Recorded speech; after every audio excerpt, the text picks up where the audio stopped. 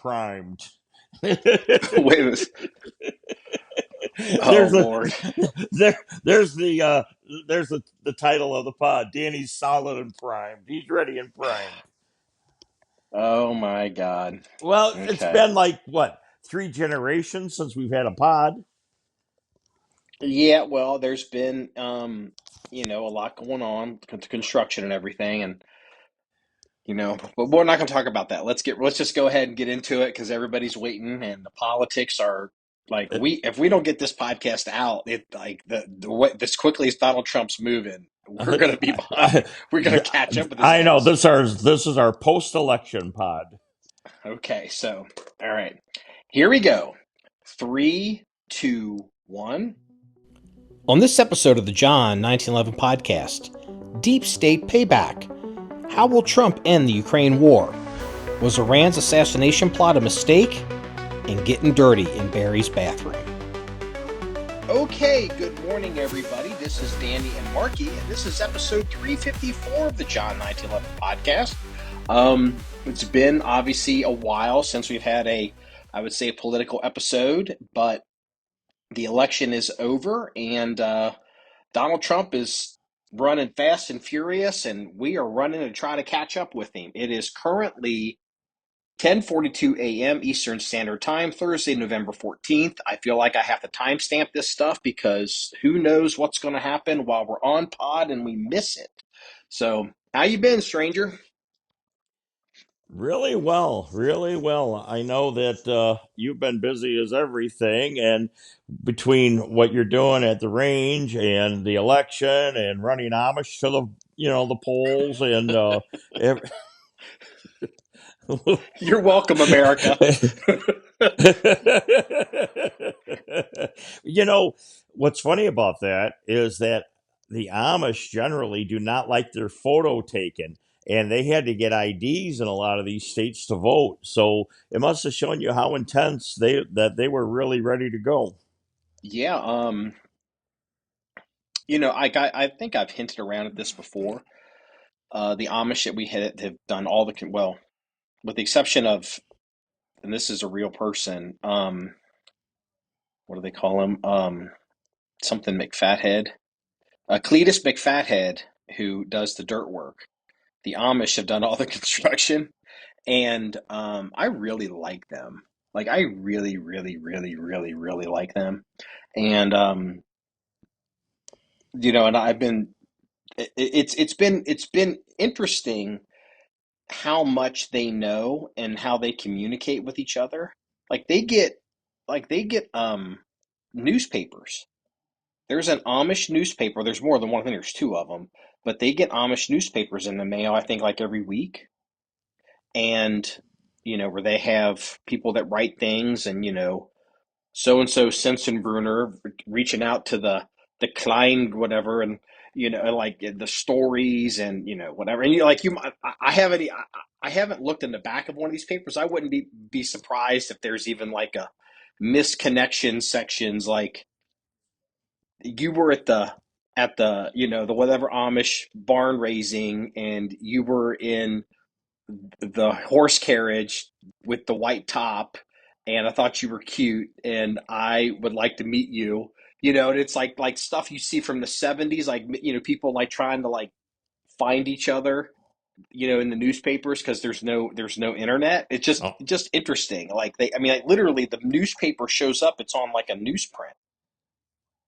really? Yeah, like it comes in the mail. Oh, They mail stuff to each other. Like my Amish, they like guns, and especially the boys. I mean, you got to watch them boys because either they're Amish or still boys, and they'll get in trouble. And we had kind of worked out an agreement. We were all going to go to some gun shows together, and they go to some gun shows, and like to like they I can't text them. Like I can't send them an email. Like they would like a list of all the gun shows, so I have to print it out and give them a hard copy. Like I have to find the list. yeah. Just the way they operate, just really really interesting. So yeah, I heard that the Amish made a big difference in Pennsylvania, and I guess Elon Musk was a big part of it. Is that true? Yes, he was. Yes, yes, he actually was providing shuttle service. He rented all the vans to run them back and forth to the polls, which is not illegal because they don't drive. That's true. All that. Well, okay. Well, it's funny. You should. I don't know if I think I've mentioned this on pod. You know, like what an Uber is, right? You know, like Yes, Kalanick. I don't remember what Kalanick's first name is. The guy that basically started Uber is Jason Kalanick or whatever Kalanick. Um, Uber started as this app driving service. I mean, I feel like the Amish invented Uber because they show up in vehicles, but they literally pay a guy who is an Amish, and like they show up in a truck, and this guy, they tend to be big fat guys because they sit all day, and the guy sits in a truck all day, and he's on his phone, and if the Amish need to go to the hardware store, or go to the lumber yard, or move a trailer around, he's right there, and there he's on the clock, and he drives them around. They own the vehicle. Yeah, it's really, really and just interesting. pay the, Yeah, and just pay the they driver. pay they pay for everything, but that's how because they can't drive. They can drive Does he also tractors. right? Does he also drive them to and from work? Yeah, he drives. Yeah, I mean, like the guy, like this, like when the Amish have been at the range, and there's a truck sitting there. He's in that. This driver guy is in that truck the entire time they're working. He's in that truck. If they're there 8 hours, he's Really? sitting in that truck for 8 hours. He's getting paid. He's getting paid. Hey, I know what it's like to sit in a truck for 8 hours and not do anything. Yeah, that's right. Highway maintenance worker. What would I'm sorry. Was it? Is it roadway engineer? Sidewalk superintendent. Sidewalk superintendent. Okay. Well, you know what? I stand there and give my We're a 2 cents. couple minutes in, and I've got to do this because once you and I get started, we never stop.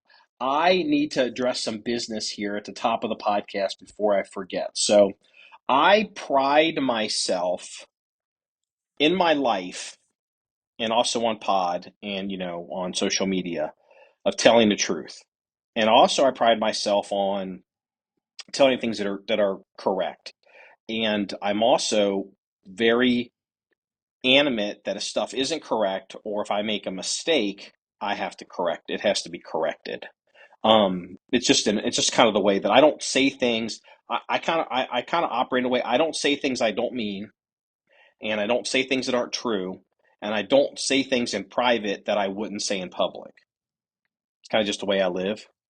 Even if it's embarrassing, like I just kind of, All right. I'm setting this up. So, I know. What are you fessing up to? well, so the last podcast, a solo episode, I was talking about how impressive JD Vance was, and how I was initially very much against JD Vance because, I'm like, to me, he just seems like an insider. He carpetbagger, doesn't really live here, and it's like the movie and the book and the Hollywood. I'm just like, and I've gone on the record before, like the example that I give would be Rand Paul, the son of Ron Paul. Yeah, when Rand Paul was running for Senate in Kentucky, I was very much against Rand Paul, and I was public about it. Like I was against.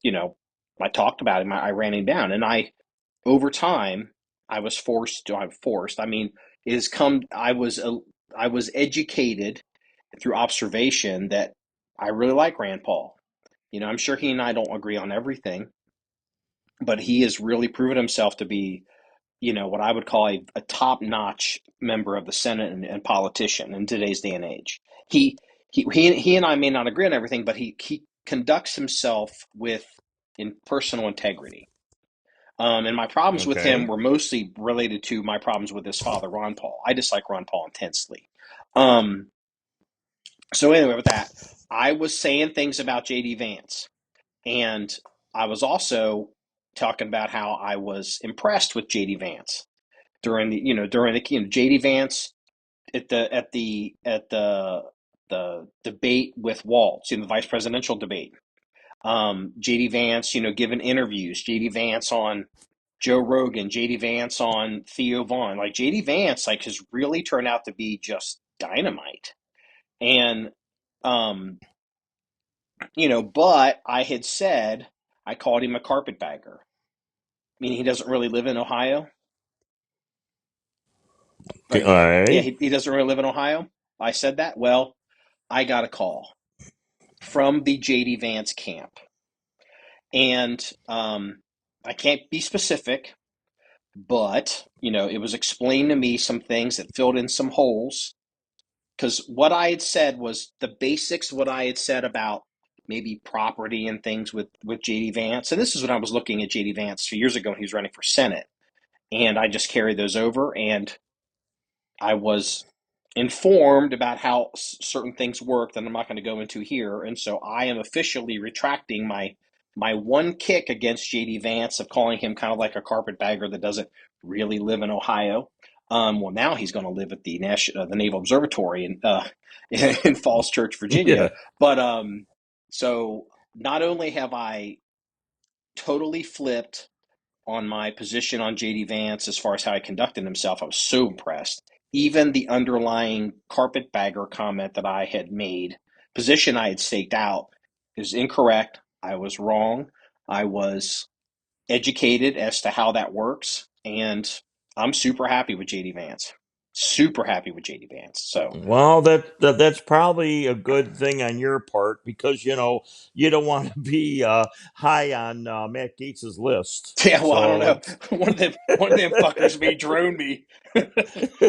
Just well, find me blowing up at the range. You'd be like, I don't know. I guess Marky got blown up by something. It was something he well, did.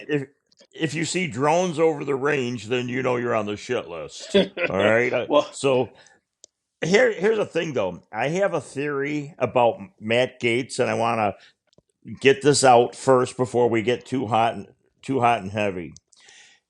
I don't believe this is me. You always think that I'm a conspiracy theorist and this, that, all the other stuff. But here's my take on this.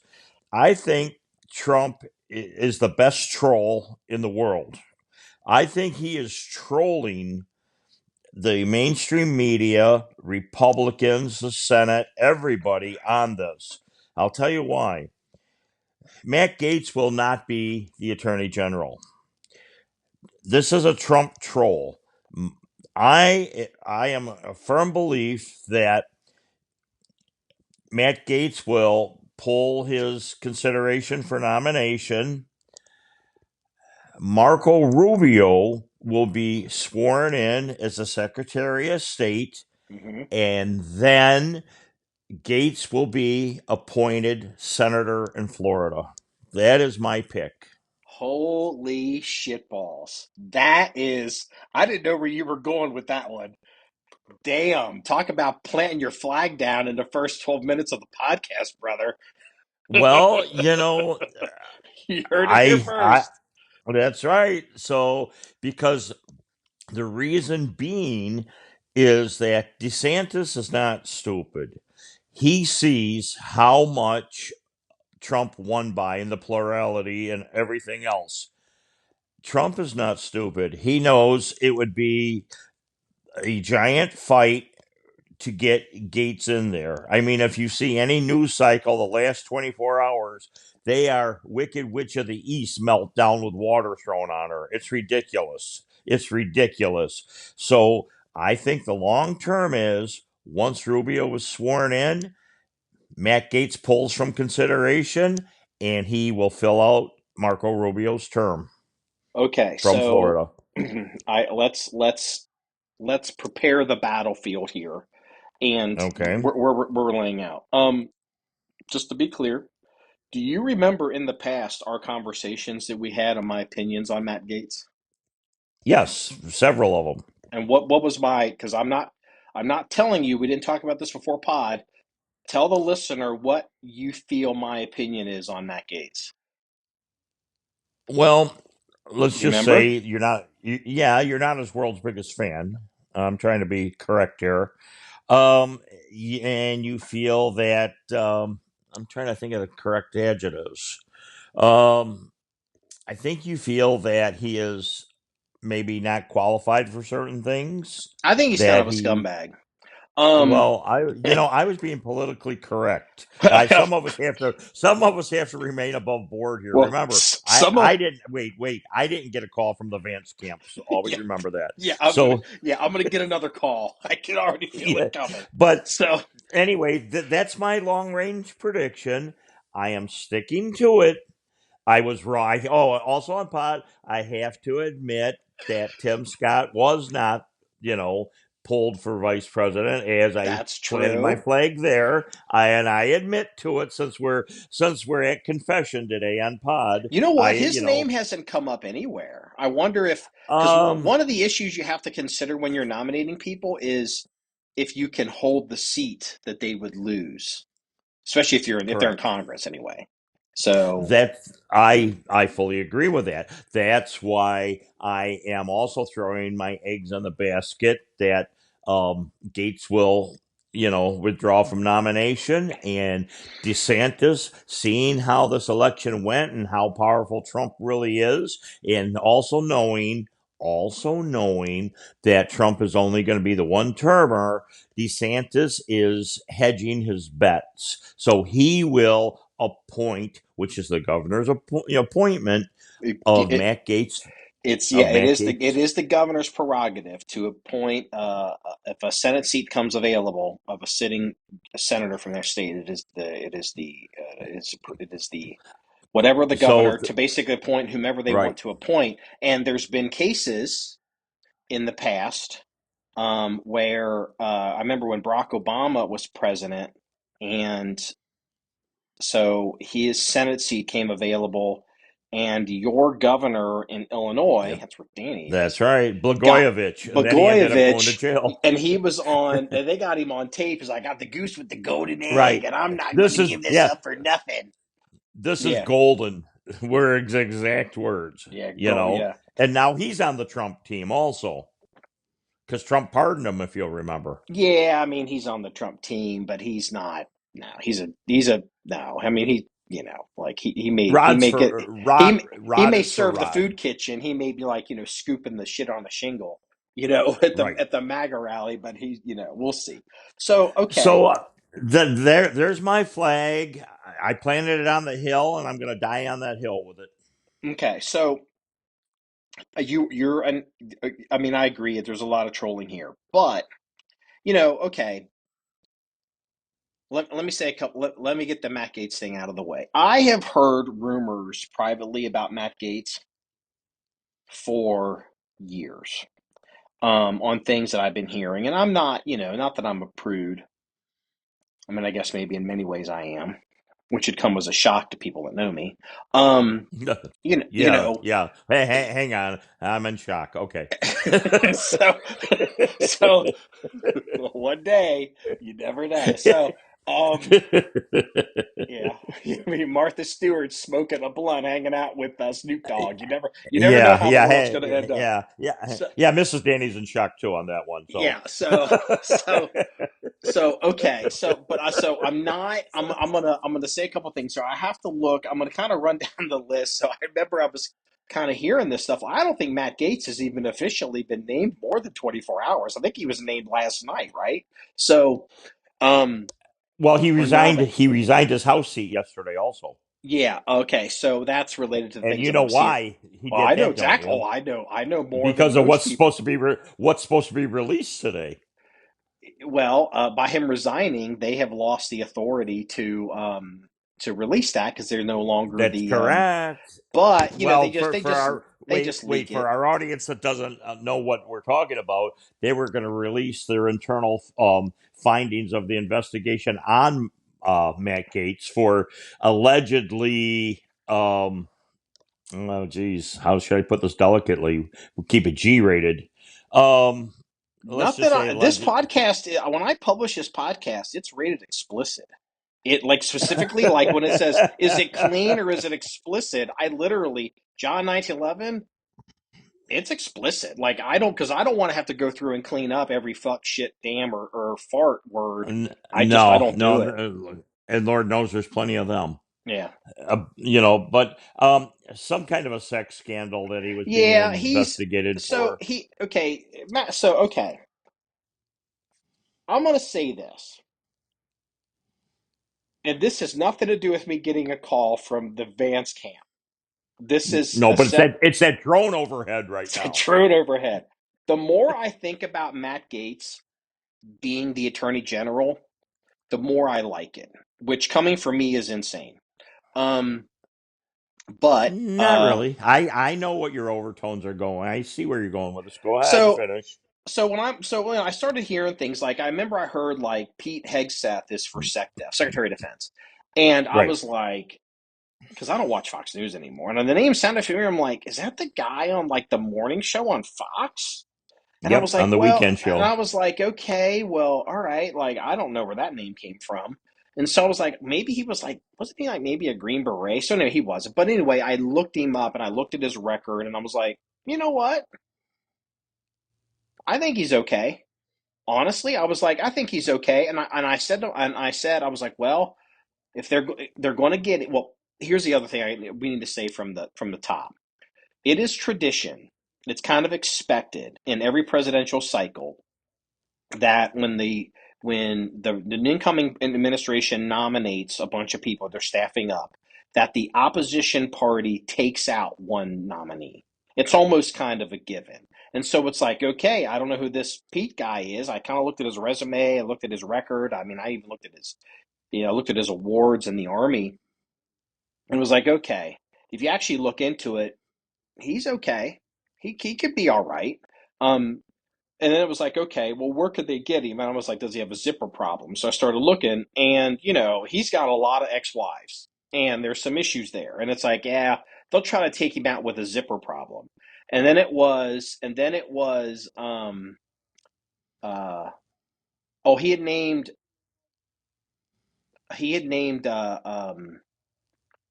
your girl, Christy Nome, Right. as, what did he name her? Oh, damn it! I just had that Can't even list. remember. Can't even remember. I didn't even like. But anyway, Christy Nome. I lost my mind. So here's the thing, and I was like, oh, like Christy Nome came up, and I was like, oh man, because let me tell you something. Like, if people have problem with Matt Gaetz, they're going to have problems with Christy Nome. Christy Nome has a problem. She has the same problem that Donald Trump has. And people are like, what are you talking about? Christy Nome, while she was governor of South Dakota, and for a while was involved, and she still might be involved with Corey Lewandowski. And it was so bad that she was traveling around on governor business, going functions like even outside of the state, and she was showing in public with Corey Lewandowski, member from the original Trump campaign, and Corey Lewandowski, and even like they were sharing rooms. Like, people were literally like, oh, I guess they're a couple. Like, they weren't even really hiding it. Well, all of this came out, and she's denied it. She's still apparently married. And she is doing the same thing that Trump is doing. Trump, let's just be real here, okay? Okay. I don't know what Trump has told Melania, okay? I don't know what their arrangement is. I don't know what the situation is. I don't know how any of that works. But nobody with a brain seriously believes that Donald Trump doesn't know Stormy Daniels, doesn't know this whatever McDonough or whatever the girl's name is, and doesn't know there's another one that they've given money to. Now, he doesn't know that the woman that sued him for the sex thing, because she has the sex column that sued him for all this money. He doesn't know her. She's literally crazy. But like the three Playboy models and porn star girls, Trump knows those chicks. We all know it. It's all factored in. It's baked in. No one cares. I'm not even saying that. Christy Noem being nominated, I was like, you have got to be shitting me, because there's an argument to be made that while she was working on government time as governor of South Dakota, that she may have been like, there could be issues there. And I wouldn't be surprised if I get a call from somebody in South Dakota, 212-735-1911 is our phone number. And, maybe there's things I don't understand, but I was like, she's going to get nailed. They're going to take her out. And then it was, who else was, so then I was like, well, okay. And then Matt Gaetz came out, and I was like, well, hell, I mean, if Matt Gaetz is going to be attorney general, all of a sudden, Christy Noem's looking pretty slick. And then, so Rubio's at state. Elise Stefanik is UN ambassador. Mike Huckabee is ambassador to Israel. And then I just found out this morning, because maybe you sent it to me last night, and I went to bed and didn't really catch it. But he has named Tulsi Gabbard as DNI, Director of National Intelligence, which is That's where the brouhaha is really coming from. Yeah, and I'll tell you what. And the Director of National Intelligence, for people that may not remember, DNI was created post 9/11. If you think about how the names work in government service, the agencies, the names kind of describe what the job is. Bureau of Alcohol, Tobacco, Firearms, and Explosives. IRS, the Internal Revenue Service. The FBI is the Federal Bureau of Investigation. Okay, the CIA is the Central Intelligence Agency. Well, what's happened is since all these things were created over, between Title 10, Title 50, whatever, a lot of these different groups have their own intelligence components built into them, and the Central Intelligence Agency is really not central intelligence anymore. And after 9/11, they realized Peter wasn't talking to Paul. Mark wasn't talking to Simon, and they created this job, this office that's actually over the CIA, and in many ways is between the director of the CIA and the president, which kind of pissed off the CIA. But the president still kind of like keep the CIA guy as a direct, cabinet level position, Right. but they're between them. And in theory, not that we all know how the DNI works, but in theory, the Director of National Intelligence should have access to, holy Everything. shit, like everything. Because the Right. Director of National Intelligence should have access to everything the FBI's got, should have access to everything the CIA's got. I mean, they're not going to, like individual, agents and methods and whatever, but if there's raw intelligence, it's going to go to the DNI. Possibly everything that the Department of Defense Intelligence is, the Department of Defense has. Watch your microphone. I did. Sorry. Okay. So and so they named Tulsi Gabbard, and it's that is a huge troll move against I agree. everybody. I agree with that. But what Wait, I don't. Go ahead. We have to stay on Tulsi. We have to stay on Tulsi. Do you know why? Do you remember what they used to say about Tulsi? A lot of things. It's okay if you don't. Most people don't, because it didn't really go anywhere.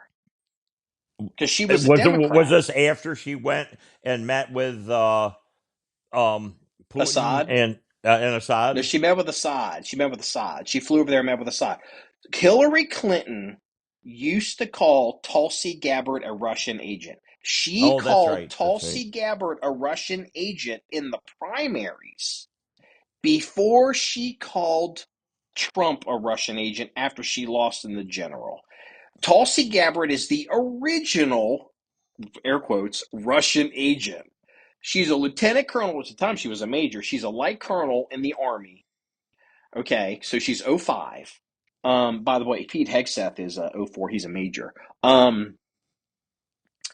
She's light colonel, and I think she's medical. Maybe, I don't know if she works in does she fly helicopters, or is she work in a medical? I don't know exactly what her MOS was.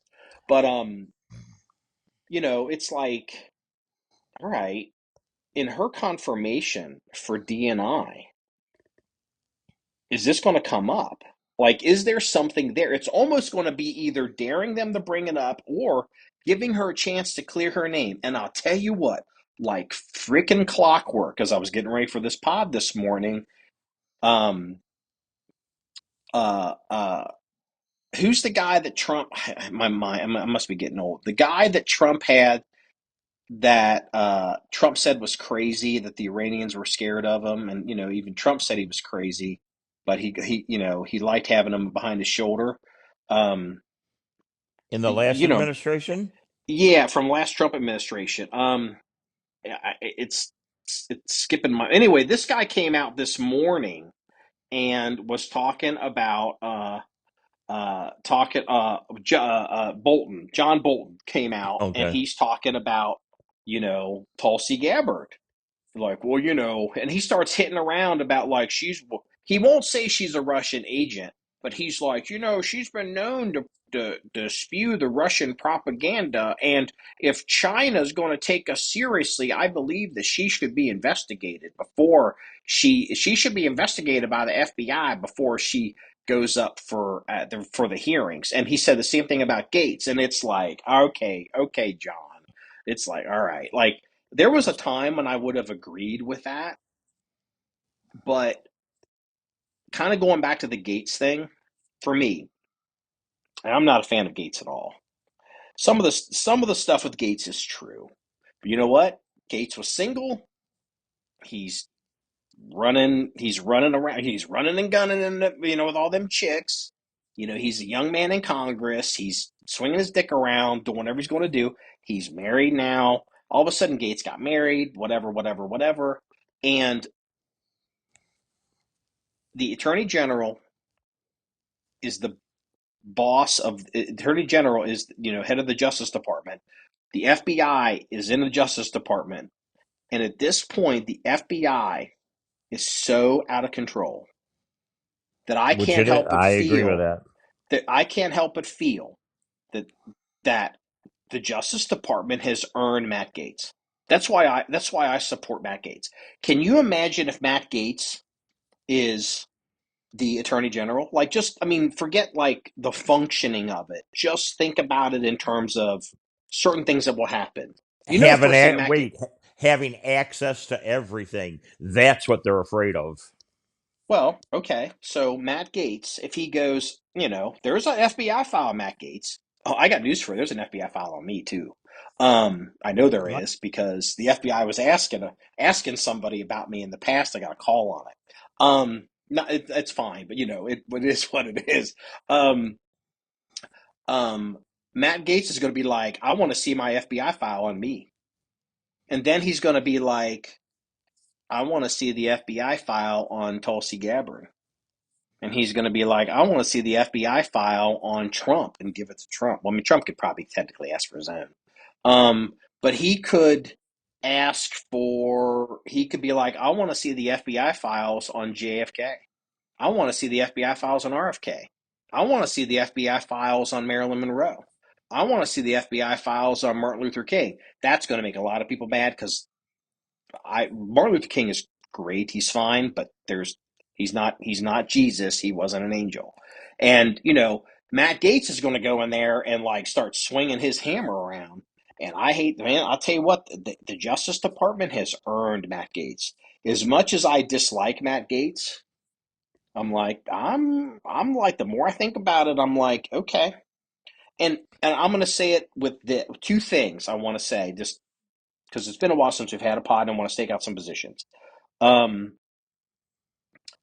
a law and order guy, so you can't say that I'm like this person that, hates the FBI. I had made a comparison to the behavior of the FBI. Some of the stuff I'm so shocked about how out of control the FBI has become just over the past 8 years that I compare it to the unit in the French Foreign Legion that disobeyed orders in North Africa and refused to, because they were giving up those colonies, or actually they were considered real French sovereign territory, and this unit had been over there, stationed over there, fought over there, helped do all this, and they disobeyed orders and they turned on the French government, and it turned into a fight, and in the end they surrendered. The French government didn't, this particular group in the French Foreign Legion, the French government didn't sack all the commanders and punish the group. They didn't deactivate the group. They didn't disband the group, they literally erased it. It doesn't exist. It's not on the table of equipment. The colors are gone. It's all gone. It was with such dishonor that they brought onto the Legion and the French military and the French government. They literally, it's like it never existed. And like when you look at the numbers and you're counting the numbers of like 1, 2, 3. One of the numbers, like it's like they're not sequential. Like where'd that? And it's like, what are you talking about? Like they just don't even say it. It's like, well, that's the group that whatever. It's like there never was one. And the FBI is so close to being justified of being broken up that at this point, as much as I dislike Matt Gaetz and probably wouldn't let him in my house, I'm like, you go, baby. Knock him out, motherfucker. Because this is crazy. Well, he also wants to dismantle the ATF, which I would have no problem with, and incorporate that into other who departments. I've never heard of anybody talking about dismantling the ATF. Who said that? Matt Gaetz did. He's on a speech. They've been playing it over and over. He wants to, change the FBI, get rid of the ATF, get rid of the Department of Education, and there was one other department that he wanted to get rid of. Yeah. Well, those aren't under his. No, Go that's ahead. a direct quote from him in a speech. Let's see. I believe that. I'm trying to see. Hold on. Is the ATF under? They're under the Department of Justice. Yes, they are. Yeah, because they move around so much. I kind of was like, I remember when the ATF was under the IRS. I remember when the Coast Guard was under Department of Transportation. Now they're under Homeland Security. Yeah, and I figured ATF might be under Homeland Security, but they are under the Justice Department. So, I don't Well, look. ATF, real quick, ATF in my book makes up their own laws. They go That's obvious they do. They go very far beyond what Congress has, instilled as law with their own interpretations of things. And there's a lot of people that are languishing in jail cells for the most minor stuff ever, and even though courts have ruled that the ATF is wrong, they still press forward with their agenda. Well, So between the Heller decision, or is it Heller, or is it or Bruin decision? Not Heller. Is Heller the gay thing? So Bruin is the gun thing. Between the Bruin decision in in New York, and then the Chevron deference decision. I have that right, or was Bruin the Chevron deference one? I can't remember. But yeah, But the ATF is it in shouldn't have trouble. gotten to that point. They should just Well, follow the law. but the thing is that you're not just talking about the ATF. You're talking about the EPA. You're talking about all of them, and the way Right. it's gone. And With the so, overreach. when to get back to the topic, when I was seeing these things come out, and I'm like, okay, that's going to be Trump's sacrificial lamb. I was like, Kristi Noem is going to be the one. If she can get through, great. But if she gets destroyed, she's going to be the sacrificial lamb. Then you keep looking and you keep looking. And you're like, Trump isn't going for sacrificial lambs. Trump is seriously, okay. He's going for the win. Well, no, he's doing more than that. Do you remember the closing ceremony of the Republican National Convention? Because you watched it.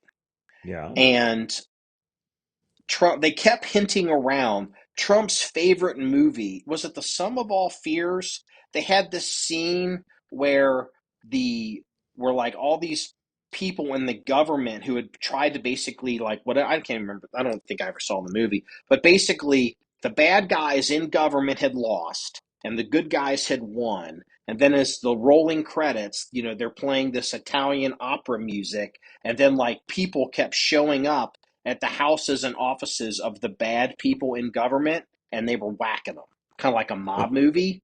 And this has become perfectly clear to me that Donald Trump is he is not fucking around here. Donald Trump is going to war against the bureaucracy. It's not just a speech. It's like, okay, Barack Obama, trust me, we're going to hold those responsible accountable. Yeah. It's this is crazy. Have you heard who's going to end up at ATF under the Justice Department? Have they named EPA yet? No. And there's a segue into another thing. They haven't named the splinter directors yet, we'll say, but why name them if they're going to disavow those agencies and incorporate them into other things? That's what I think might be part of the master plan.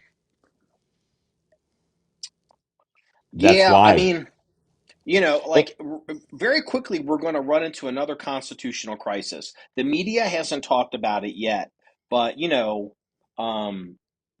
what was it? It's was known for a long time that the Roe decision and Roe v. Wade was bad law because the precedent underpinning the law didn't really exist. Nothing in the Constitution talks about abortion. Another one is the idea of public sector unions. The idea that you can be in government in the ostensibly under the executive branch, actually no, specifically under the, because all these people work under the executive branch, and the chief executive of that branch can't literally look at an individual or an entire section and be like, "Y'all dirty, I'm firing you for cause," and literally fire them for cause. And because it's like we have a union, we have this. Reagan dealt with this during the air the air traffic controller the strike. air traffic controller strike, and they're not supposed to go on strike. They had a union, and Reagan's like, if you don't report back to work by whatever, you're all going to be fired. And they're like, what are you going to do, bitch? And he fired them, and he flooded the zone with all these military air traffic controllers. Yes, he did. They took over all these airports, and a lot of people know, like the kids today, don't remember that at all. But that No. was a huge constitutional crisis. Well, And you've dealt on the Fed side. I only have maybe 5% of my job duties dealt with the Feds. You've dealt with them a lot more than I. There is so much waste, and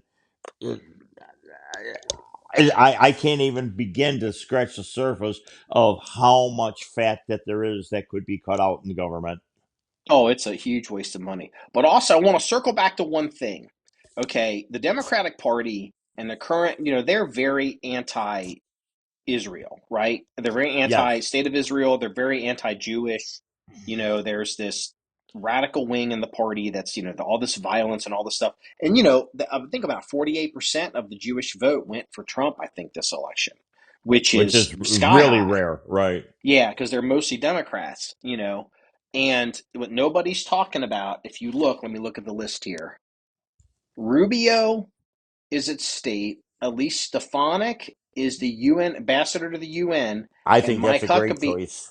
Well, hold on. Rubio at state, Elise Stefanik at the UN, and Mike Huckabee is ambassador to Israel. And he's Those not three people. Jewish. He's not Jewish. There's a lot of Christian sites in Israel. He's been there a lot. Rubio, Stefanik, and Mike Huckabee are, I would say, very forward-leaning in their pro-Israel stance. Right. And there is no mistake. Like, that is not by mistake. There is a video of Rubio. People like, Rubio is like, he's pro-Israel. There's a video of Rubio walking through Congress, like in the halls, and some woman is got a camera, and I think she's a activist reporter, and she catches him, and she's like, Senator Rubio, like, basically said, what do you think about like all the people dying in Palestine, or all the people dying in, the Gaza Strip, or whatever it was? Like, she's basically some gotcha question, and he looks at her and he goes, "Who are you? Is that camera on? Is that camera on? I want you to record this. Is that camera on?" She's like, "Yes, it's on." And he goes, "Hamas is a terror organization and needs to be removed from the face of the earth and needs to be destroyed." I've seen that video. I've seen Uh-huh. that And it's video. like, let me tell you what, nobody's talking about that on mainstream media because they don't want to have that conversation. But there is a definite strain here of a goal in those three picks that nobody's talking about. It's like, because I'll tell you what, all right. And I was like, what does Elise Stefanik, the UN ambassador, have to do with being pro-Israel? Okay, if you remember, where does Hamas get all of these rockets from? How does Hamas afford all this shit? From Most of the Iran. mo- most of the money, no, no, no. A lot of the money that Hamas gets for infrastructure and food aid and all this stuff comes in from the UN, and they divert it and they use it to make rockets and pay for terrorist operations. Oh, I didn't know that. Yeah, the Gaza Strip, like there's no sewer system in the Gaza Strip. It's like, why But there's not? Because every time they buy pipes for the sewer systems and the water lines, they take them and they make rocket bodies out of them. And it's all coming from the UN. The amount of money the U.S. taxpayer, well, we pay like 40% or 60% of the total UN budget. The amount of money that ultimately comes from the United States goes to the UN, and the UN funnels these terror organizations through, quote, humanitarian aid. It's insanity.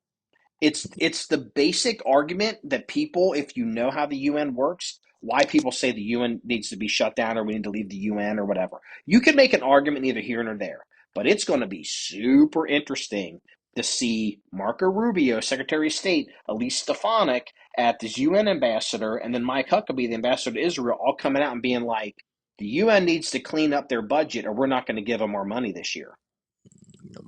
Well, another thing too. A quick little addition to the Gaza thing. There are 7 Americans in Gaza in prisons. I have a really funny feeling that before Trump is sworn in, they'll be released. I really do, because I think that let's just say Hamas is smart enough to know that the wrath of Trump will be at them.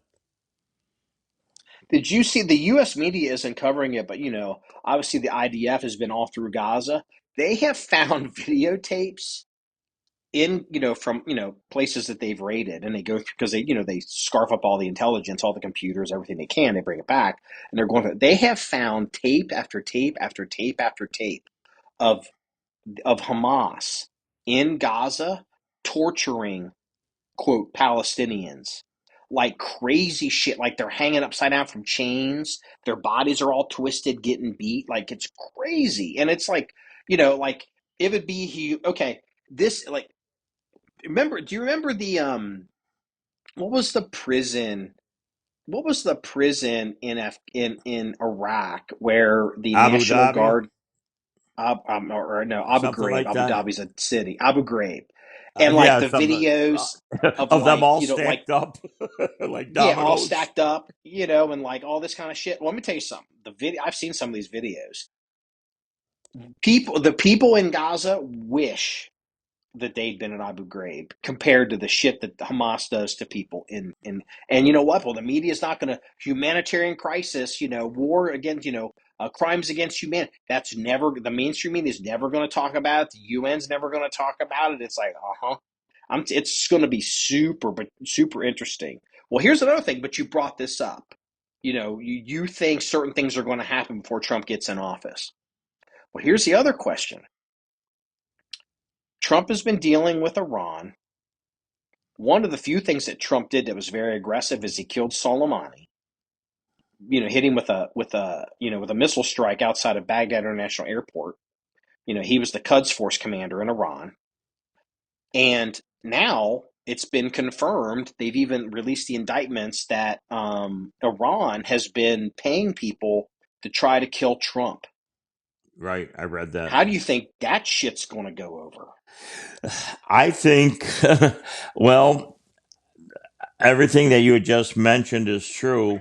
I think between Iran and Hamas, and remember, Iran does a lot of funding to Hamas. I think that they're going to maybe want to try to play nice, because the wrath of Trump against those organizations and country, I think, is just right around the corner. I really do. Oh no, that's not the question I'm asking. Okay, Barack Obama, for the rest of his life, will have more Secret Service security detail for 2 reasons than most other former presidents. One, because he's the first black president. No one wants to really admit it, but sure, fine. There's always some cracker out there that just isn't happy. The second one is he's the president that, quote, killed Osama bin Laden. And there's always going to be a chance that somebody, in man jammies is going to want to take a pop at him. And, like, if it's something they were to tag him, even much less killing, but just, much more, just tag him, they'd be like, we struck out against a great state, and it'd be a big propaganda coup. The reality is, Trump's got to be looking at this. He killed Soleimani. They have tried to kill him.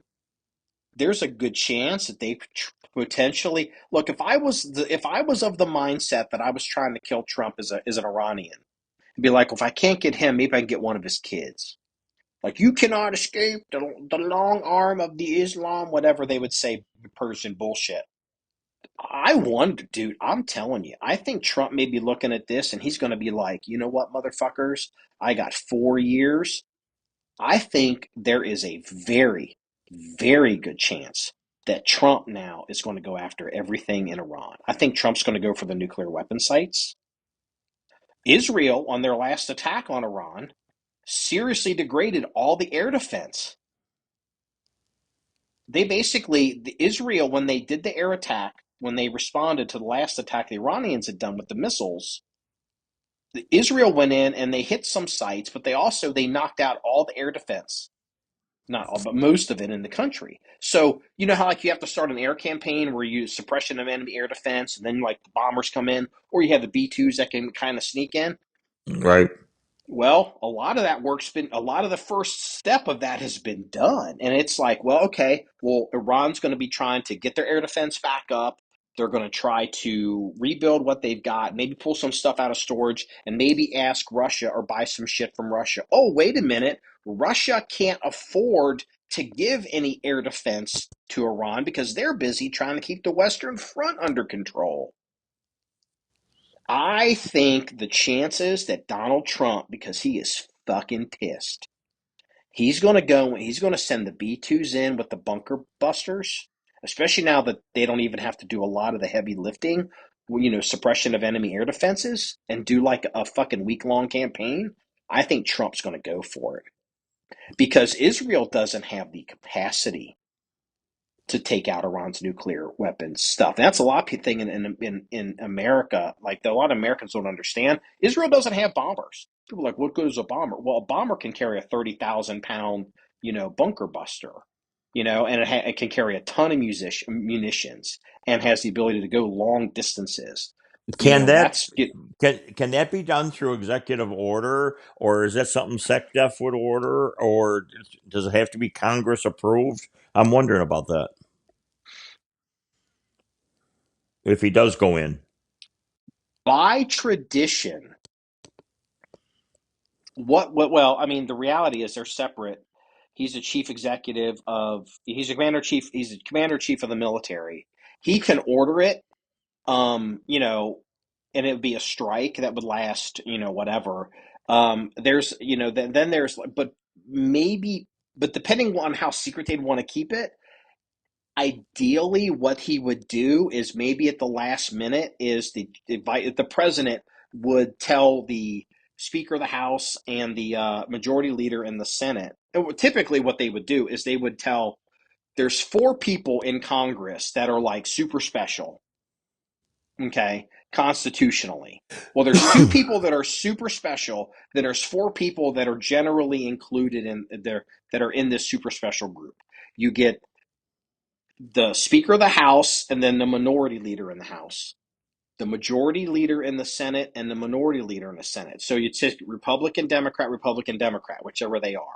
Those 4 people, okay, definitely the 2, constitutionally, the Speaker of the House and the Majority Leader, but, you might try to be bipartisan with a lot of this stuff, is you basically at the last minute, you tell the top 2 or the top 4, in about 3 minutes, we're going to start dropping bombs on Iran. And you tell them so close to the last minute that they couldn't leak it. And even then, the White House, and this is known in the White House and it's known in the Pentagon, you don't tell shit to people up on that hill that you want to keep secret, because there's a lot of people that leak stuff up there. There's a lot of shoddy stuff up there. And there's also a lot of counterintelligence operations that go on up in Congress. And people don't like to talk about it. There's a lot of counterintelligence operations that go on in Washington. The fake cell phone towers that trick your phone into thinking that your phone's connected to a Verizon, cell phone tower, and it's really connected to this whatever fake tower, and you're talking, like, hey, I got to tell you, like, I think something's going on with Trump and Iran. And all of a sudden, the Chinese have it. Maybe they tell the Iranians. And it's like there's all kinds of shit that goes on. And so I think, Trump can strike. Trump can absolutely strike Iran. And considering and the politics of everything have changed so much, Iran has really shown that they can't really hurt Israel anymore. And Israel's kind of showing us that they really can't take out the Iranian nuclear weapon stuff without using nuclear weapons. And it's like, Hamas is destroyed. Like, what was it, the other day, 2 days ago? Like 1,000 Hamas fighters surrendered. Doesn't get covered in the Western media. 1,000 Hamas fighters surrendered. It's collapsing in the Gaza Strip. Hezbollah, like about a week ago, agreed to move all their forces north of the Litani River, which is a river in southern Lebanon, because Hezbollah's getting their ass kicked. They're not to Hamas level, but it's like Israel's winning. And those two groups were always the real ability of Iran to hurt Israel, was Hezbollah in the north, Hamas in the south, and they've become Hamas is combat ineffective at this point. At this point, they can reconstitute, but at this point, Hamas almost ceases to exist. Right now, Hezbollah is so degraded. I'm not going to say they're combat ineffective. They launched 100 missiles like 3 days ago. But no, again, they didn't talk about it. 100 missiles were fired in Israel like 3 days ago, and some stuff got through. And no one talks about it, but if 100 missiles were fired at San Francisco, it would be a crisis in this country. Yep. So Yeah, yeah, I think Trump's going. I think the chances that Trump is going to go after Iran, and in a way, if Trump goes after Iran, it's going to hurt Russia, because Iran is an ally of Russia, and Iran is providing Russia with drones that they're using, these Al-Shahid drones that they're using in Ukraine. And then let's throw another wrench in the ringer. Why did Lil Kim send troops over to the Ukraine? Oh, for a minute I was like, why did Little Kim take $5 million to go to a Harris rally? Oh, that's Megan Thee Stallion, Little Kim. Yeah, there's a reason to show his unity with Russia. Well, yeah. And they're already wiped out, I heard. I haven't checked this those morning. troops he sent over, I guess, gotten some kind of a giant firefight, and the Ukraine got them already. So the troops that Ukraine has been, the troops that North Korea, the DPRK, has been sending into Russia, they've been wearing. My understanding is they've been wearing Russian uniforms, but they're using they're using, it's so many fucking names here, using DPRK weapons. In particular, there's a couple of DPRK North Korean specific, like RPK kind of derivative guns that only exist in North Korea because North Koreans invented them. They're like 7.62 by 54R. They shoot the same caliber as the Mosin, that long battle rifle round, and it's like a Bren gun, like it's a top feed Super Kirby magazine. And all of these troops in Russian uniforms, but with North Korean weapons, are operating in Kursk. They're not operating in Luhansk. They're not operating in Ukraine, or what people consider the battlefield of Ukraine. They're operating in the area of Russia known as Kursk. No one disputes that that's Russia. And the Ukrainians pushed up into there. Apparently, the last I checked this, there was the Russians had launched a 2-pronged or 3-pronged attack. It was a 2-pronged attack with one demonstration arm that was supposed to draw the Ukrainians into going for that one. But basically, It was an attack from the north on this town, an attack from the west on this town, or from the west on this town. I think the Koreans were coming in from the west, and there was a feint attack coming from the northwest. The Ukrainians were able to see that it wasn't the real attack with their drones, and they basically wiped out the two real attacks coming from the north and the west, and they started recovering a ton of North Korean weapons. And that's where you're seeing all the pictures of these weapons are coming out. But why are these troops in Kursk? Because right now, look, Putin is not crazy. Putin knows that if he takes foreign troops, like especially from like DPRK, not that there aren't foreign troops already in there, but if he takes foreign troops from North Korea and puts them into Ukraine proper to fight, that opens up the precedent for foreign troops to come in on the side of Ukraine. France has expressed a willingness to send ground troops into Ukraine. That was about a year ago. And it got everybody lit up. And well, then the other argument is, it's like, okay, maybe Russia could have North Korean troops come in all and station on the border of, say, Belarus and Russia in the north of Ukraine, and then all that frees up all these Russian troops to pull them off that border and to go into the battle zone. Well, the argument that the Russian generals and politically they would be debating doing that is, it's like, if we do that, what's going to keep the Poles and the French from sending troops, not NATO, Poland and France, particularly France, it seems like, they're willing to send troops on the northern border with Russia and Belarus, and they'll put French troops there, and then the Ukrainians can take all those troops from that border and they can move them in the south and move them into the east. And then Russia's like, see what I mean? Like, it starts to become like, how far do you want to go with this? The real question is going to be, if Little Kim has burned up all the, they used up all Little Kim's troops, are they going to send more? And, was Little Kim paid money? Was he paid gold? Was he paid technology? Is he getting paid with he's probably getting airplanes. North Korea still operates like really old aircraft. It's like crazy.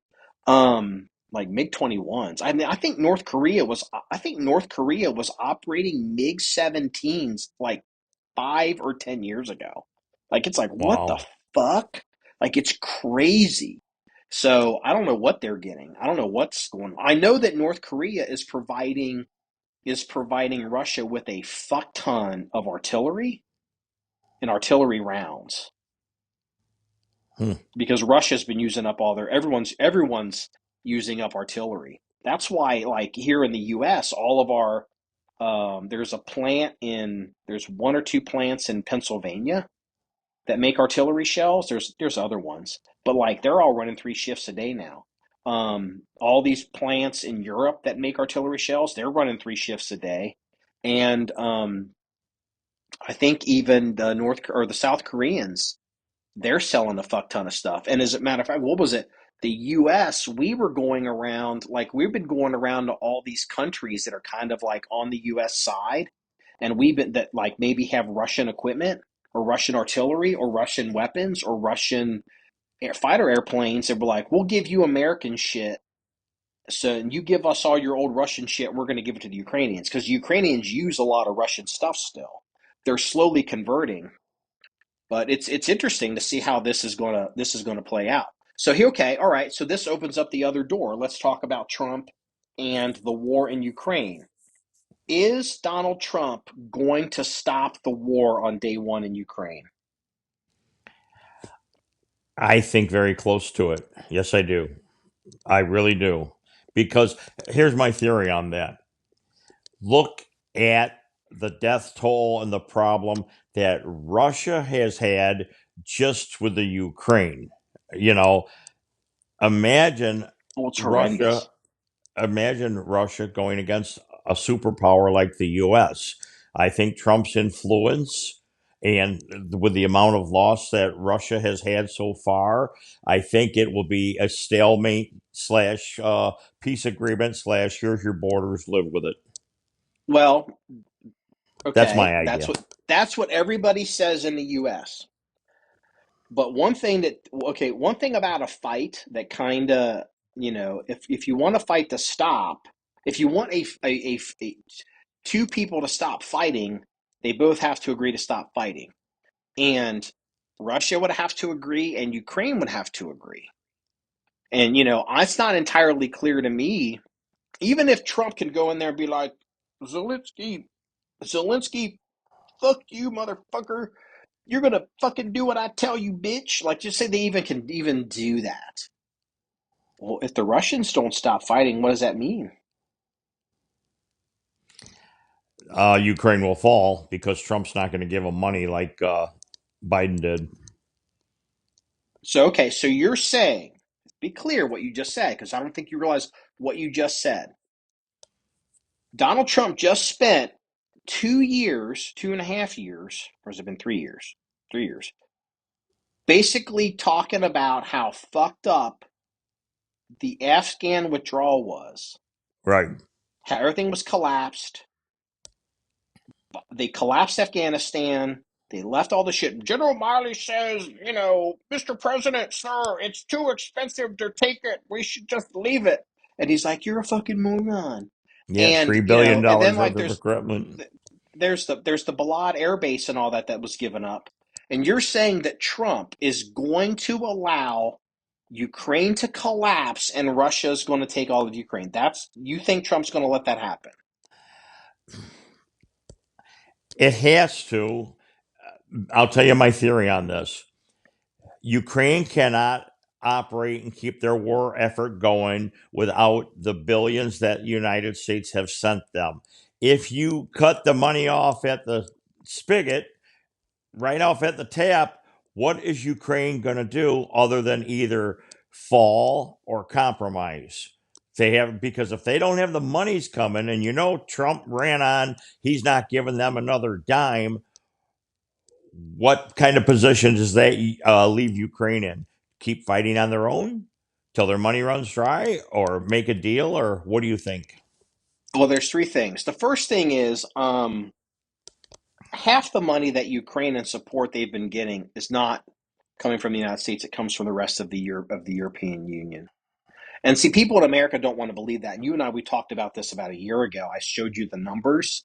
I said the Europeans were giving as much money to Ukraine as the United States. In total, it was all of them, but it was in total, it was about the same. And it was a lot, but it was like, 50% of it is 50% of it is, coming from Europe. I don't know if that's still true right now, but Europe has been like really like forced to like deal with military spending.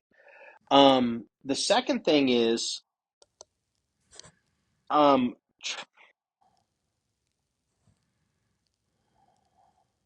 Ukraine has already come out and said this, and they have the ability to do it.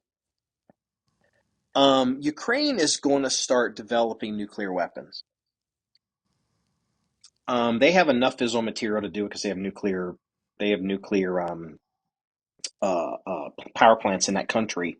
Zaporizhzhia in the south, obviously Chernobyl, and Zaporizhzhia is huge too. And a lot of people don't know this; they don't really understand it. But during the times of the Soviet Union, a significant portion of the technological and military, like intelligence, or like I would say, capability, technology-wise and scientifically-wise, was really in Ukraine. In many ways, Ukraine to the Soviet Union was kind of like Southern California is the U.S. And it's like, I'm not talking about Silicon Valley. I'm talking about things like the SR-71 and, all of the programs and skunk works and shit. Like a lot of aerospace stuff comes out of Ukraine. As a matter of fact, one of the best military training academies in the Soviet Union is based in Kiev. It's kind of a reflection of why the Ukrainians have done so well, and the Russians want that back. Well, if what's going to so Trump has a problem, and this is going to go around the world. If Ukraine is allowed to collapse and the West and United States decide that it's not worth it, immediately, it'll be privately, it won't be public, South Korea, Taiwan, for sure, will start developing nuclear weapons. They were interested in doing it in the past, and we convinced them to not do it. It's a miracle we've been able to convince. It's a miracle we've been able to convince the South Koreans to not develop nuclear weapons, because North Korea is going crazy with nuclear weapons. But if you can start these countries that depend on the United States, and it's like, well, what if the United States doesn't have the stomach to defend us? It's like, well, they're going to start developing nuclear weapons. And that's fine, but Trump's got to factor that into his geopolitical, calculus as to how that's going to play around the world, and that's how that's going to play domestically. Trump's making the world more dangerous because non-proliferation is a big part of some of this stuff. Oh, that's where Marco Rubio comes in. And does what? Well, as Secretary of State. And does what? What the fuck does that even mean? What's Marco Rubio going to do? As Secretary of State, he will convey the U.S.'s position to these people. But like you had mentioned, backdoor and backroom stuff, Lord only knows what's going to go on. Marco Rubio will put on the front of peacemaker, but I think in the whole meantime, there's going to be just, you opened a whole can of worms there. Now you got me thinking. Well, okay. Well, it gets more. Okay, all right. So it's in the Japanese Constitution that it's not the Japanese military.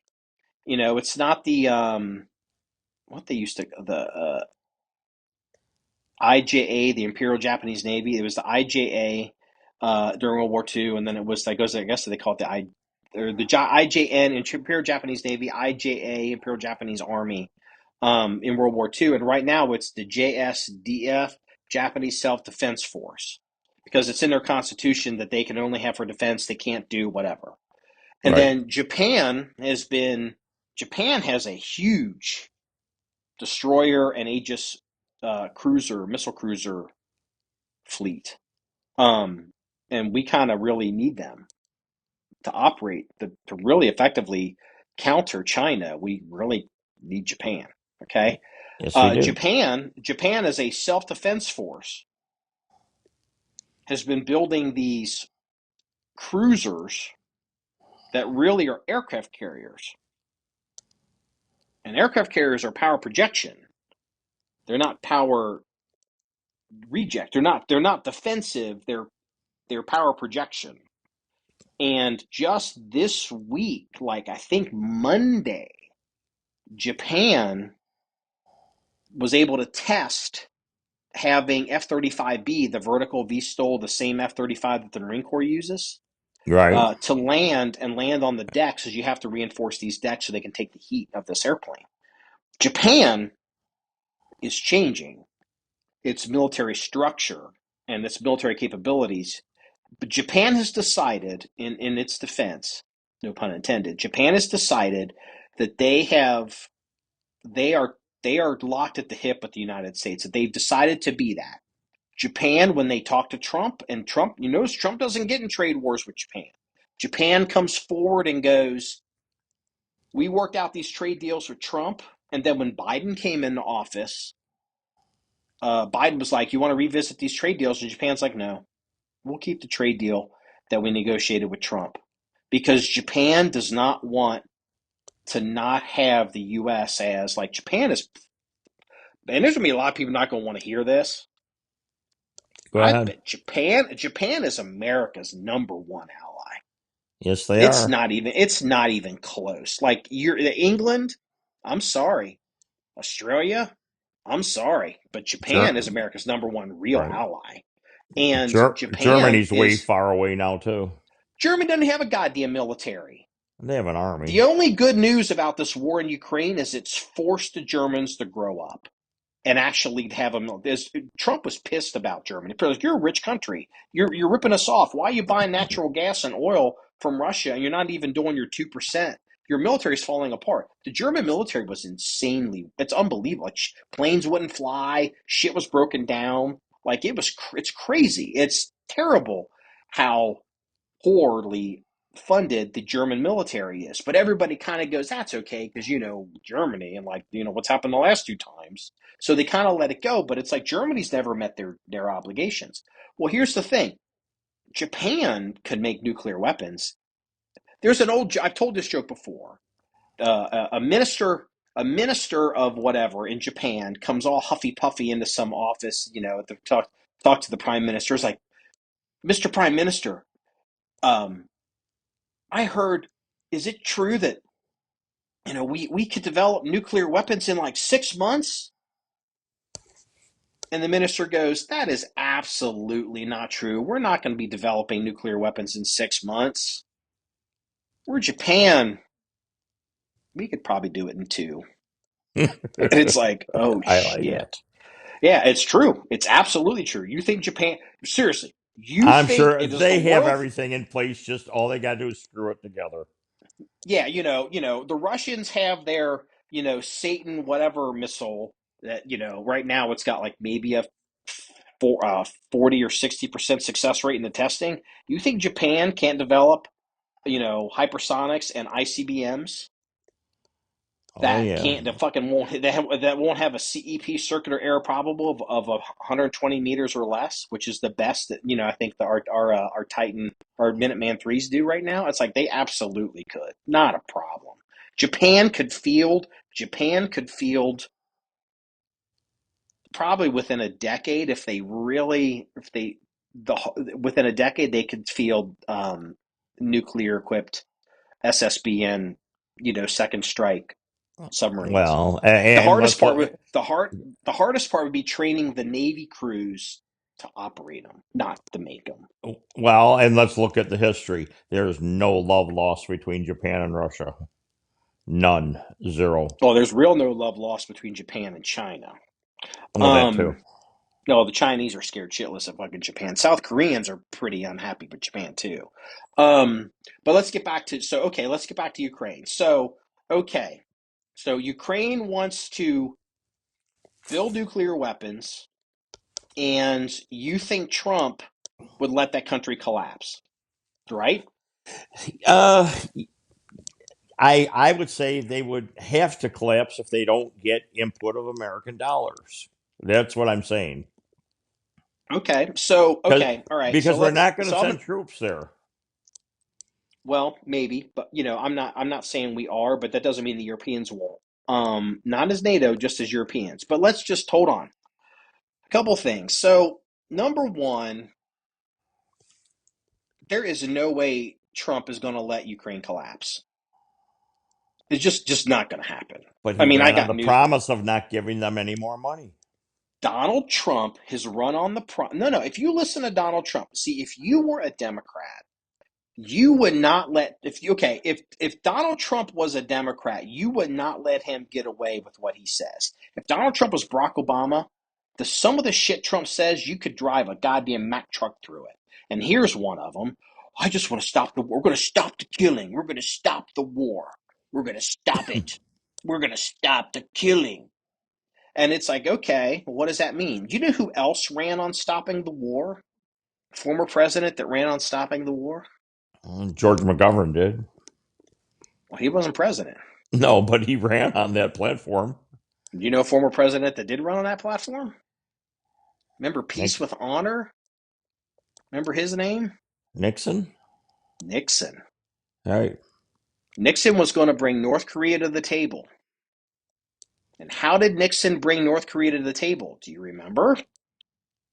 What did the libs all go crazy over with Nixon? How did Nixon bring North Korea to the table? Sanctions. They were at war. We had troops fighting in South Vietnam. How did Nixon? Did I say North Korea? How did Nixon bring North Vietnam to the table?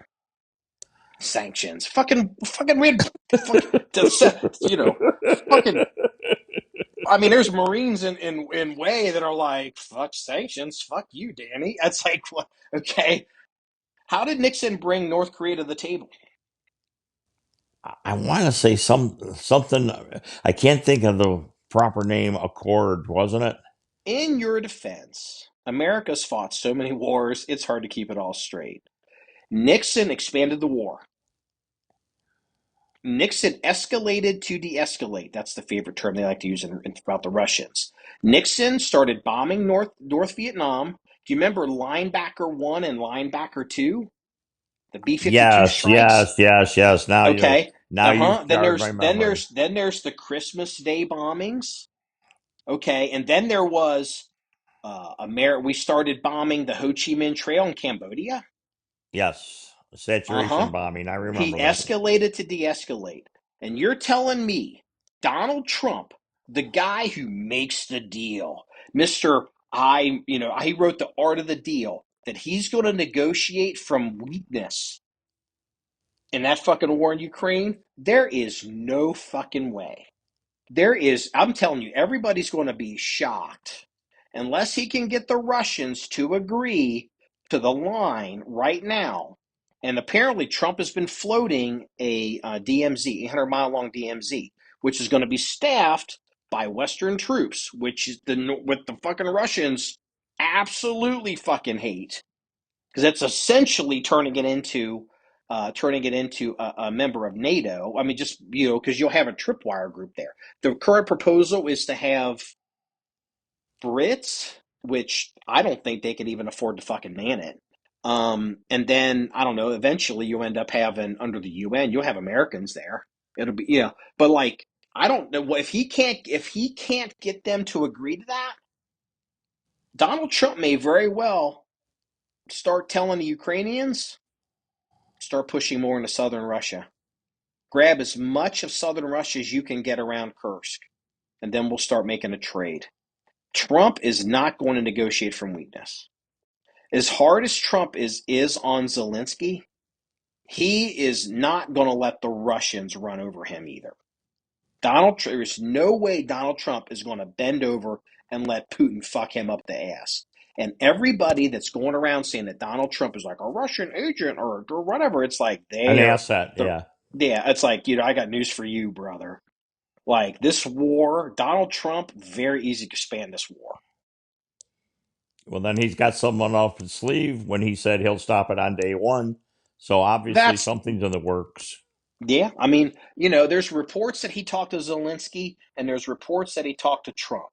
And basically, we think he told Zelensky to not go south. Not expand the war right now. And the Russians are denying that he talked to Putin. They deny everything. They deny everything. So you don't know if it's true or not. And Trump is trying not because the reason why Trump won't say bad shit about Putin is he knows he's going to have to deal with Putin. But that doesn't mean that Trump is. I mean, if I was the Russians, I'd be scared shitless of Trump right now, because not only does he like not to lose, he sure as fuck is not. Okay, the Donald Trump that took Tulsi Gabbard, the quote Russian agent, and nominated her for the Director of National Intelligence just to stick it to Hillary Clinton. Right. You think he's going to let his legacy be that Donald Trump, sympathetic to Russia? Oh, Donald, let me tell you something. Everybody because the U.S. media consumer is kind of stupid because they think the whole world revolves around them, and it doesn't. And if people that are like, Zelensky better watch out because he's going to lose, the only person that Donald Trump is concerned about not losing in Ukraine is Donald Trump. And he will fuck the Russians. He will fuck the Ukrainians. He will fuck NATO. He will fuck everybody to come out on top. And I don't know what that means, and I don't think anybody does, but let me tell you something. Nixon had to escalate the war to get North Vietnam to come to the table. If the Russians think, if they think what the American consumer, if the Russians think what you think, Danny, if the Russians think that like, Ukraine's going to collapse without the American dollar, we're not going to stop. I'm telling you, fucking Yeah, Trump's going to start whacking the shit out of them. it's going to be very, very interesting. See, that's why we need these podcasts, just so we could not banter, but get our ideas out there and watch to see which way it happens. Now you're going Yeah. to have me watching every news channel 24/7, as you do already. Yeah. Okay. We've been going for a while. Let's just do the police blotter and we'll call it. How about that? What do you say? No, it sounds good. But back to what I had just said, I feel that we have got a lot of material spoken about today that needed to be talked about, from the Yeah. election all the way down. We have been remiss. It's not your fault. It's my fault. There's been a lot going on with construction. Well, you've been I've shuttling the Amish. I know that. Yeah, I've been shuttling the Amish. There's been some stuff going on in DC. I've had to deal with some of that. So, but we are committed to being back to a regular schedule. Yes. We'll get all three of us together. Kraken is actually he's out of town right now. He's not that far from you actually, but I don't know if he's allowed to say that or not. So, and also with Trump, he moves so quick. We gotta Well, go. We gotta go. We gotta go well, you have to fast. realize, if you want to come see me now, you're going to have to get a visa to get into the People's Republic of Illinois. Our governor's lost his mind. He's going to fight Yeah, Trump. that's what yeah, okay, good luck with that. We'll talk about that. We'll save it for the next episode. All Here's the right. police blotter. So, Operation John 1911 evacuating Cincinnati, Hamilton County. This is a local story. Cincinnati Police Department, I guess a priest got involved in something, and this caught my attention because that used a term that I'm not familiar with, but the police actually use this term over the radio. And so apparently there's a new phenomenon. It's not really new, but it kind of is. There's a new phenomenon where you have a bunch of juveniles in Cincinnati. They start running down the street and they start beating people up until they can identify somebody that they can really beat up. Then they beat that person up, then they run off. And the term for that is called a juvenile fight run. They literally, over the radio, they get a call and they're like, yeah, there's a juvenile fight run over on Liberty. And it's like, what the fuck? That's out of control. Cincinnati's going to become. And a priest from the archdiocese got sucked into one of these. He's fine. He got hit a little bit, but he witnessed it. So the second one, your favorite president of mine, Barack Obama. Did you hear about the Secret Service agent that got fired? No, I did not. Barack Obama has a home in Hawaii, and it has Secret Service protection because, again, like, you remember, when Israel blew up the guy in the bedroom in Iran who was visiting? If you know where someone's going to be, you could lay a bomb there. So the Secret Service, even though when Barack Obama is not at his house in Hawaii, he has Secret Service protection, they still got to watch the property. They still, it's like, that's just how it's going to work. Again, because Osama bin Laden, right? Well, apparently, there's a new thing that they called it the mile, like the Mile High Club, where you have sex at, like, an Right. airplane. Well, apparently, the Secret Service agent took his girlfriend into the Obama's house, and he told her it was like the Mile High Club, except he wanted to have sex with her in the house, and so he porked her in Obama's bathroom. Well, somehow they figured that out, and they fired him, and they've even published her picture on the internet. I'll have that story on the website. The final thing is, this is out of China, police blotter. They talk about, guns in America, and it's so terrible, and AR-15s do all this and do all that. There was an attack in China. It was over by that Olympic stadium from, like, I think it was the Beijing Olympics 2008. There were, let me count the numbers. Let's see. 68 people were injured in this attack. A guy who had, in his 60s, he was getting divorced from his wife. I guess he didn't like how the court adjudicated the dissolution of his assets, he got all pissed off, got into his car, and he ran down a bunch of people who were exercising outside of this Olympic stadium. Probably old people, like they walked the mall. Apparently they were walking outside of the stadium. 35 killed, 43 injured in a car attack in China. I did not hear that. Yeah, it's not, doesn't get, and I'll tell you what, I have seen video. There is so much blood on the sidewalk. They had to bring in fire trucks with hoses to hose it off, and that's not hyperbole. I've seen the video. Here come the bollards. Yeah. All right. Well, this wraps up terrible. episode 354 of the John 1911 Podcast. If you want to see any more stories or pictures, links of anything we discuss, please go to the website at john1911.com. That's JOHN1911.com. Remember, it's all about shooting guns and having fun, everybody. Have a good day. Bye-bye.